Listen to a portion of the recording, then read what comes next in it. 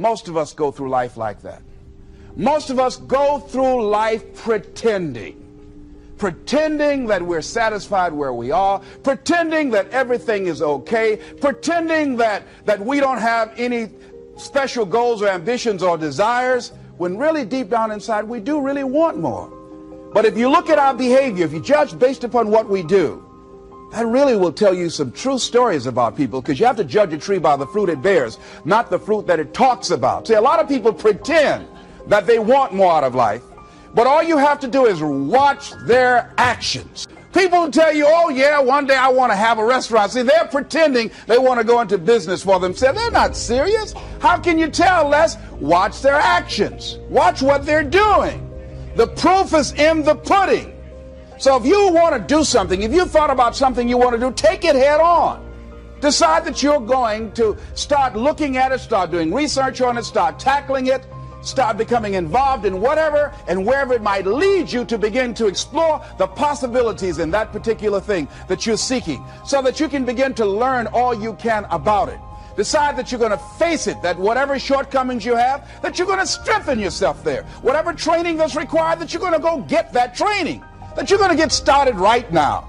As George Washington Carver would say, do what you can where you are with what you have, and never be satisfied. S.B. Fuller used to say, and you heard Joe Dudley talk about, always strive to be more than that which you are. Yeah, don't get satisfied with yourself. Always know that wherever you are, you can enjoy more, that you deserve more. But most people, you know what they do? Most people go through life quietly and safely, tiptoeing to an early grave. Find out what it is you want and go after it as if your life depends on it. Why? Because it does. People that have found their passion, people that found the things that they love, people that have found the things that they can pour their lives into, those people live longer. I was in New York and I had to do a seminar at a special church, and a guy by the name of Reverend Johnny Youngblood. And I said, how is it that you were able to build this big housing facility and got all of the various community and religious groups together to have this dwelling for 2,000 residents that were once homeless? How were you able to take on this responsibility? Wasn't it overwhelming? He said, the kind of work I do, he said, it's in me. I've got to live what's in me. And I think that's everybody's desire in life. You've got to live what's in you. Life is just too short and unpredictable. But what do we say? But there'll always be tomorrow. Oh no. There's no guarantees you're going to show up tomorrow.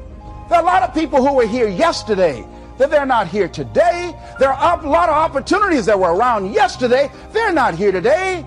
Oh, you can wait, but you know what Abraham Lincoln said? Well, good things might come to those who wait, but only the things that have been left over by those who hustle. So who want to go through life picking up leftovers? You deserve much more than that. The leftovers is somebody's left you. So take it head on, begin to explore it. Here's something else. Decide to do it now. Decide whatever you want to do, that you are now going to become actively involved right now, exploring the possibilities for you. That you're going to look at it and do just a little bit of it right now. When I decided to become a speaker, I didn't just quit my job and just ran out and say, I'm a motivational speaker. No. What I did was I decided to start looking at other people that were involved in the speaking profession. I volunteered to work with some speakers so that I could learn. Whatever you want to do, get your feet wet. Gain some experience doing some volunteer work in the area and find out whether or not this thing you want to do will fit for you. A friend of mine told me he wanted to have a restaurant. I said, have you ever operated a restaurant before? He said, no. I said, well, really, you don't even know if you want one. I said, what's your expertise? What do you bring to the table? He said, I can cook real good. I said, well, what about the management side?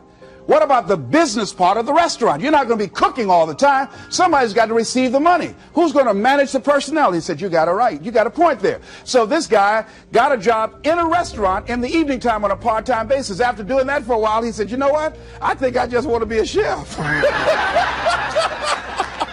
He said, after working there, people didn't show up to work. He said, it's hard to find the help.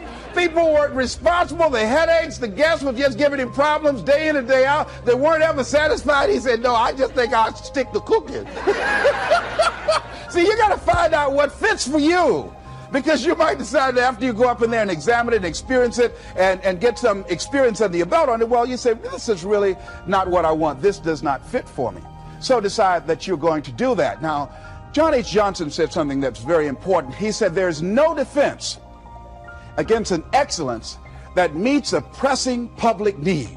See, whatever you decide to do, look at it and find out, what is it that I have that I could bring to the table that can begin to enable me to ensure that I could be successful in this? Where is the opening for you? There's room for you out here in the arena called life. There's room for you to come out and live your dream. Don't allow but to keep you in the corner or keep you up in the bleachers looking at life, being a spectator, not being a participant, making a difference in life.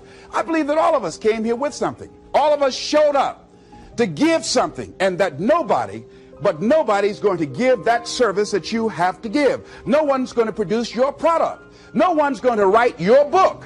No one's going to open your academy. No one's going to begin to create your daycare with a special curriculum to help to cultivate the high self-esteem in our children. That's your idea. And if you don't bring your idea out here, when you die, all of us will suffer because we've been deprived of your genius, because you allowed but to keep you in the bleachers and not pursuing your greatness. You take it to your grave with you.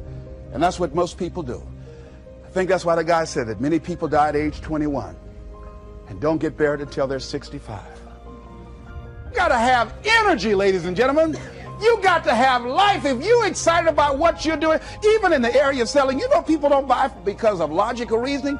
People buy because of your way of feeling. People don't like to be around dead people. No, let the dead bury the dead. No, keep them away from you before they grab you and want to hold on to you or something. So the fact that whatever you do, you want to be excited about it. You want to have the kind of excitement that is so contagious that people want to be around you. Because whatever you're doing, whatever you talk to people about, this particular idea that you have, they're looking at you and they want to know, do you believe it? And are you the kind of person they want to be in business with? And if you're not positive, if you're not energetic, if you're not fired up about it, how can you expect anybody else to be fired up about your idea? Am I right? All right, repeat out to me, please. I'm going to be fired up about my dream. I'm going to go at it with everything I got. Shake somebody's hand on your right and left and say, you got what it takes. There are a lot of people who say, but I tried once or twice and it didn't work out. And so they use that as an excuse not to ever come out again. Guy said, if at first you don't succeed, you're running about average. So if you have come out here with an idea and it didn't work out 2 or 3 times, well, that's all right. You're running about average. You know, I heard something, a jarring question. It says, why is it that people prefer known hells to unknown heavens? You know why? Because it's comfortable, ladies and gentlemen.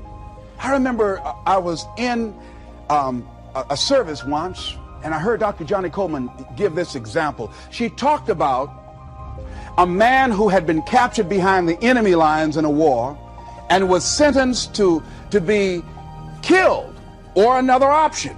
The captain said to the guy, listen, he said, tomorrow morning at 6 o'clock, you can face the firing squad, or you can go out this door over here. And the guy said, what's out the door? He said, no one knows. All we can tell you is just unknown horrors. He thought, and the next morning he selected the firing squad. After the shots rang out, the captain's secretary said, what's beyond that door? And he said, freedom. But very few people would select to do it because it's unknown. See, a lot of people never live their dreams. A lot of people never do the things they want to do. A lot of people stay on jobs where they're miserable. I read an article called, Is Your Job Making You Sick? A lot of people, some of y'all know about that already here. So go on and say amen, it's all right. That one lady told me, she said, Les, when I used to go to work, she said, when I stepped in the door, it felt like a refrigerator dropped on my shoulders. How many of y'all understand that kind of feeling? They were miserable, just hated to go after 60 Minutes on Sunday afternoon. Or come Monday morning, my head used to throb. I just couldn't take it. Didn't want to go sometimes just for the heck of it. I just drive on by. Whew, I used to hate to go to work. Many of us choose an active living death. Many of us are walking dead. The walking dead. That we're not doing what we want to do.